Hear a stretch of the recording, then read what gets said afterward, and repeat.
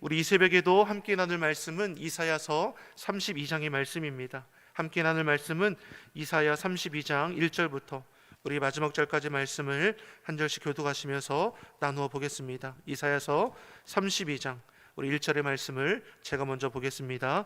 보라, 장차 한 왕이 의로 통치할 것이요 방백들이 공평으로 정사할 것이며 또 그 사람은 광풍을 피하는 곳, 폭우를 가리우는 곳 같을 것이며 마른 땅의 냇물 같을 것이며 곤비한 땅의 큰 바위 그늘 같으리니 보는 자의 눈이 감기지 아니할 것이요 듣는 자의 귀가 기울어질 것이며 조급한 자의 마음이 지식을 깨닫고 어눌한 자의 혀가 민첩하여 말을 분명히 할 것이라. 어리석은 자를 다시 존귀하다 칭하지 아니하겠고 게으른 자를 다시 정대하다 말하지 아니하리니 이는 어리석은 자는 어리석은 것을 말하며 그 마음에 불의를 품어 간사를 행하며 패역한 말로 여호와를 거스리며 줄인 자의 심령을 비게 하며 목마른 자의 마시는 것을 없어지게 함이며 게으른 자는 그 그릇이 악하여 악한 계획을 베풀어 거짓말로 가련한 자를 멸하며 빈핍한 자가 말을 바르게 할지라도 그리함이거니와 고명한 자는 고명한 일을 도모하나니 그는 항상 고명한 일에 서리라. 너희 안일한 부녀들아 일어나 내 목소리를 들을지어다. 너희 염려 없는 딸들아 내 말에 귀를 기울일지어다. 너희 염려 없는 여자들아 1년 남짓이 지나면 너희가 당황하여 하리니 포도수확이 없으며 열매 거두는 기한이 이르지 않을 것임이니라. 너희 안일한 여자들아 떨지어다. 너희의 염려 없는 자들아 당황하여 할지어다. 옷을 벗어 몸을 드러내고 배로 허리를 동일지어다. 좋은 밭을 위하여 열매를 많이 포도나무를 위하여 가슴을 치게 될 것이니라. 형극과 진료가 내 백성의 땅에 나며 희락의 성읍 기뻐하는 모든 집에 나리니 대저 궁전이 폐한바되며 인구 많던 성읍이 적막하며 산과 망대가 영영이 구렬이 되며 들 나귀에 즐겨하는 곳과 양떼의 풀 먹는 곳이 될 것임이니와 필경은 위로부터 해서 성신을 우리에게 부어주시리니 광야가 아름다운 밭이 되며 아름다운 밭을 살림으로 여기게 되리라. 그때 공평이 광야에 거하며 의가 아름다운 밭에 있으리니 의의 공효는 화평이요 의의 결과는 영원한 평안과 안전이라. 내 백성이 화평한 집과 안전한 거처와 종용이 쉬는 곳에 있으려니와 먼저 그 살림은 우박이 상하고 성읍은 파괴되리라. 모든 물가에 씨를 뿌리고 소와 나귀를 그리로 모는 너희는 복이 있느니라. 아멘. 할렐루야. 우리 하나님의 은혜와 평강이 우리 새벽을 깨워 예배하시는 우리 성도님들의 심령과 가정에 충만하기를 간절히 소망합니다. 하나님은 토기장이가 되십니다. 우리는 그분의 지은 바 된 피조물임을 결코 잊어서는 안 될 것입니다. 토기장이 되신 하나님께서 우리를 지으셨을 뿐만 아니라 돌보아 주심을 믿습니다. 우리는 그분의 다스림 가운데 연약한 가운데서도 안전할 수 있는 것이고 염려할 것이 없는 삶을 살아갈 것입니다. 물론 삶의 자리에 다 찾아보면 어떻습니까? 염려와 걱정의 부분들을 우리가 만나게 될 것입니다. 하지만 여호와 앞에 의뢰하는 자에게는 하나님께서 피할 바위가 되시고 또한 아버지 모든 염려의 문제들을 이겨낼 수 있는 힘과 능력도 더해 주심을 우리는 고백합니다. 문제는 어떻습니까? 하나님을 떠나게 될 때입니다. 교만하여 스스로 하나님의 자리에 앉고자 할 때 우리는 어떻습니까? 그 모든 안전함을 에서부터 깨어질 수밖에 없을 것입니다. 이처럼 죄는 하나님과 관계를 깨뜨릴 뿐만 아니라 헛된 마음을 품게 하는 것이고 멸망의 길로 나아가도록 이끌어갑니다. 죽을 길로 향하는 어리석은 삶의 자리 얼마나 불행할 것입니까? 저와 여러분은 예수님 오직 예수 그리스도 믿음의 온전히 길을 걸어갈 수 있기를 예수님의 이름으로 소망합니다. 이사야서의 말씀을 보면 어떻습니까? 계속해서 하나님의 심판이 예고되는 것을 볼 수 있습니다. 이방 민족을 들어 징계하기도 합니다. 하지만 여전히 교만하고 완악하여 하나님께로 마음을 돌이키지 못하는 것을 우리는 보게 됩니다.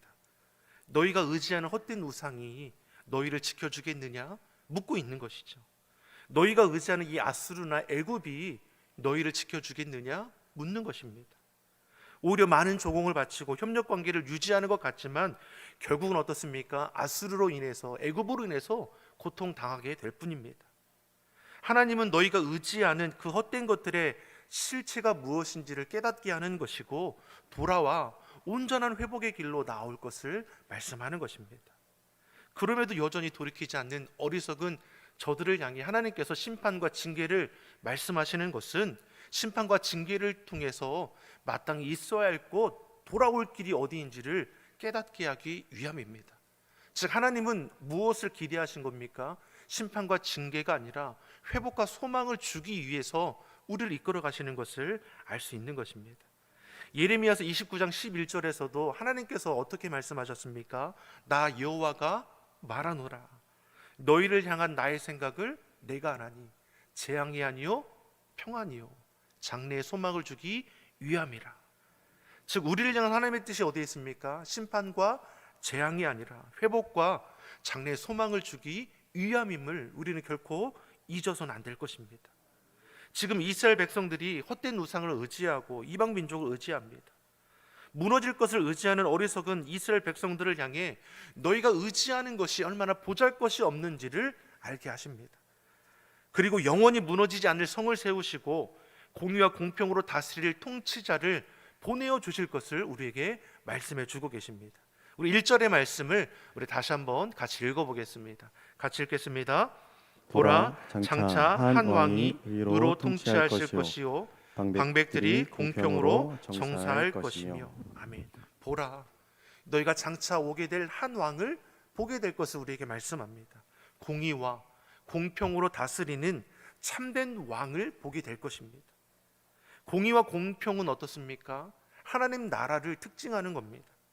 공의는 하나님의 의입니다. 선하신 뜻을 우리에게 알게 하시는 것이죠. 공평, 정의는 무엇입니까? 올바른 판단, 재판을 뜻하는 것입니다. 사람은 자기 유익에 따라 그 기준이 얼마든지 바뀔 수 있습니다.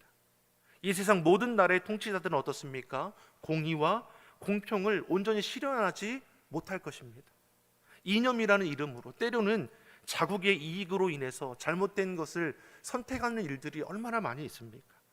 지금도 거짓된 것, 부정된 것, 헛된 우상들, 탐심의 죄악으로 인해서 분열과 다툼이 일어나지 않습니까? 여전히 전쟁과 테러의 위협이 고초에 놓여 있다라는 것입니다. 즉 우리 안에는 선한 것이 없습니다. 그러나 우리를 지으신 여호와 하나님께서는 참된 평화를 이루어 가심을 우리에게 말씀하는 것입니다. 그래서 우리가 의지할 분은 오직 여호와 하나님, 구원주로 오시는 예수 그리스도밖에 없음을 우리는 고백하게 되는 것입니다. 본문에서 오신 한 왕이 누구입니까? 당시 이스라엘 백성들은 이 한 왕이 히스기야나 요시야 왕이라고 생각했습니다. 악한 시대에 그나마 하나님의 뜻에 합당하게 살아가고자 했던 왕들이 이 오늘 말씀에 이야기하는 자가 아닐까 생각했다는 것이죠. 그러나 우리 안에는 선한 것이 없다라고 했습니다. 결국 히스기야도 요시야도 공평과 공의를 온전히 실현하지는 못합니다. 여전히 힘의 논리가 다스리는 시대에, 부정과 부패, 불의와 불법이 성행하는 시대에 그 중심을 지키지 못할 뿐인 것입니다. 즉 공의와 공평을 행하는 왕은 누구입니까?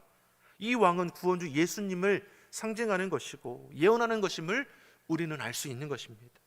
즉 이사야 선지자는 이스라엘의 당면한 문제를 바라보며 앞으로 행하실 하나님의 놀라운 계획하심을 증거해주고 있는 것입니다. 그 한 왕이 오면 어떻게 됩니까? 심판과 흑암 가운데 절망에 빠진 자들에게 소망이 되어주시고 참된 생명을 더하여 주시고 구원을 이루어 가심을 우리에게 말씀하는 것입니다. 2절의 말씀을 한번 같이 보겠습니다. 2절의 말씀 같이 읽어보겠습니다. 또 그 사람은 광풍을 피하는 곳, 폭우를 가리우는 곳 같을 것이며 마른 땅에 냇물 같을 것이며 곤비 땅에 큰 바위 그늘 같으리라. 아멘. 그 왕은 어떠한 사람입니까? 그 사람은 광풍을 피하는 것과 같을 것이고 폭풍을 가리우는, 막아주는 곳이 될 것이고 메마른 땅에 흐르는 냇물과 같고 곤비한 땅, 사막과 같은 곳에서 쉴 수 있는 큰 바위 그늘 될 것이라 말씀하고 있습니다. 바다를 항해하는 배에게 가장 위협이 되는 것은 무엇입니까? 이 폭풍, 광풍과 폭우일 것입니다. 이는 내가 어찌할 수 없는 심각한 환난을 상징하는 것입니다. 내 힘으로 감당하지 못할 환난을 만나게 될 때 피난처가 되어주시는 분 누구입니까? 예수 그리스도라 우리에게 말씀합니다. 누가복음의 말씀을 보더라도 예수님과 함께 제자들이 배를 타고 이 길을 건너가지 않습니까? 근데 이제 갑자기 이 광풍이 일어나 폭풍이 일어나는 것이죠. 금방이라도 배가 뒤질 것 같아서 제자들을 두려워 떠는 것입니다. 그때 잠을 청하고 있던 예수님을 깨우는 것이죠. 우리가 죽게 된 것을 돌아보지 않으십니까? 예수님께서 일어나셔 하시는 것이 무엇입니까? 바다를 꾸짖으셨다라고 했습니다. 그 바다가 잠잠해집니다. 사람들이 놀라면서 물어보는 것이죠. 저가 누구이기에 바다도 잔잔하게 하는가? 이사야 선지자를 통해서 오늘 본문에 예고하는 것입니다. 그 사람은 광풍을 피하는 곳이 될 것이고 폭우가 가리우는 것과 같을 것이라 분명히 우리에게 말씀합니다. 사랑하는 성도 여러분, 무엇이 우리의 피난처가 되어줍니까? 힘 있는 강대국도 세상 권세와 재물도 우리의 생명을 결국 지켜주지는 못할 것입니다. 광풍과 폭우 앞에서 다 무너지게 될 것입니다.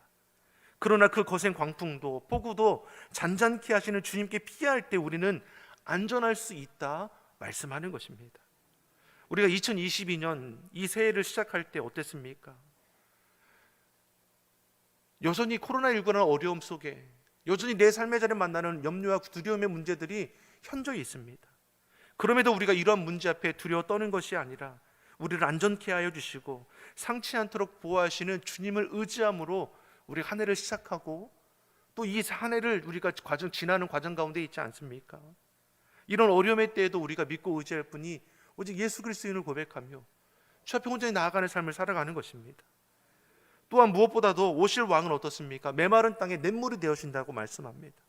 곤비한 땅, 사막 같은 곳에서 쉴 수 있는 큰 바위 그늘이 되어주신다고 우리에게 말씀합니다. 메마른 땅, 곤비한 땅은 살아가기 힘든 곳입니다. 사막과 같은 곳에서 어떻게 경작할 수 있을 것이고 어떻게 안전하게 쉬며 살아갈 수 있겠습니까? 근데 오실 왕은 어떻습니까? 냇물과 같고 쉴 수 있는 그늘이 되어주신다 우리에게 분명히 말씀합니다. 아무리 사막일지라도 오아시스가 있는 곳에는 나무가 열매가 있고 쉼과 안식이 있음을 우리는 압니다. 이 한 오실 왕 오직 예수 그리스도가 그분이 바로 이와 같다라고 우리에게 말씀하는 것입니다. 예수님은 환난 날에 우리를 안전케 하실 뿐만 아니라 광야 같은 인생길에서 우리를 곤비치 않게 하시고 생명력이 있는 그 삶을 살아갈 수 있도록 이끌어 가신다 말씀합니다. 이를 위해 예수님께서 이 땅에 오신 것입니다. 우리가 오늘은 성의 수요일이지 않습니까? 오늘부터 사순절이 이제 시작이 됩니다. 우리를 구원하기 위해 고난의 길을 걸으신 예수 그리스도 주님을 묵상하며 우리 삶의 자리에 죄된 자리를 거절하고 참되신 주의 뜻을 이루어가는 그런 삶을 살아갈 수 있도록 우리가 힘쓰는 절기이기도 합니다. 사랑하는 성도 여러분, 예수님은 우리의 피난처가 되십니다. 주님 앞에 나오는 자를 결코 차별함이 없이 대하신다라고 말씀합니다. 수고하고 무거운 짐진 자들 다 내게로 오라, 내가 너희를 쉬게 하리라. 주 앞에 나오는 모든 자들의 그 염려와 두려움의 문제들을 주님께서 다 맡아주시고 대신 짊어주신다 말씀하는 것입니다. 폭풍과 폭우에서도 우리를 안전하게 하시고 우리의 목마름을 해결해 주시는 예수님께 우리가 온전히 피할 수 있기를 간절히 소망합니다. 주님 앞에서 참된 평안을 누리며 나아갈 수 있음을 우리에게 말씀해 주십니다. 한 왕이 공의와 공평으로 다스릴 것이라고 했습니다. 그분의 통치로 어떠한 일이 일어납니까? 3절 4절의 말씀을 같이 보겠습니다. 3절 4절의 말씀 같이 읽어보겠습니다. 보는 자의 눈이 감기지 않을 것이요 듣는 자의 귀가 기울어질 것이며 조급한 자의 마음이 지식을 깨닫고 어눌한 자의 혀가 민첩하여 말을 분명히 할 것이라. 아멘. 참된 것을 보게 될 것이고 진리를 듣고 선하고 아름다운 말을 하게 될 것임을 우리에게 말씀합니다. 지극히 당연한 것입니다. 근데 악한 시대는 어떠했습니까? 참된 것을 보기가 어렵지 않습니까? 거짓되고 악한 것들을 보고 듣고 행하는 것을 좋아합니다. 갈수록 음란해지고 폭력적이고 잔인한 것들에 자극되지 않습니까? 선한 것, 의로운 것, 정직한 것에 무디어지는 시대입니다. 그러나 주님께서 우리 안에 임하시면 어떻습니까? 우리의 닫힌 눈이, 우리의 귀가 열려질 것을 말씀합니다. 진리가 임하면 거짓은 물러가게 되어 있습니다. 우리를 현혹하는 이 악한 세력들은 예수님의 권세 앞에 물러가게 되어 있는 것입니다. 그래서 믿는 자들은 보고 듣고 말하는 것이 달라질 수밖에 없다라는 것입니다. 8절에서도 말씀하는 것이 무엇입니까? 8절의 말씀 우리 한번 같이 한번 보겠습니다. 같이 읽겠습니다. 고명한 자는 고명한 일을 도모하나니 그는 항상 고명한 일에 서리라. 서리라. 고명한 자, 존귀한 자를 뜻하는 것입니다. 존귀한 자는 존귀한 일을 계획하고 존귀하게 살아갈 것을 말씀합니다. 예수님 믿는 사람은 예수님을 믿는 사람답게 살아가는 것입니다. 어리석은 자들은 어리석은 말과 행동을 할 것입니다. 지혜로운 자는 지혜로운 말과 행동을 할 것입니다. 마찬가지로 예수님 믿는 사람들은 예수님 믿는 사람답게 말하고 행동하게 될 것입니다.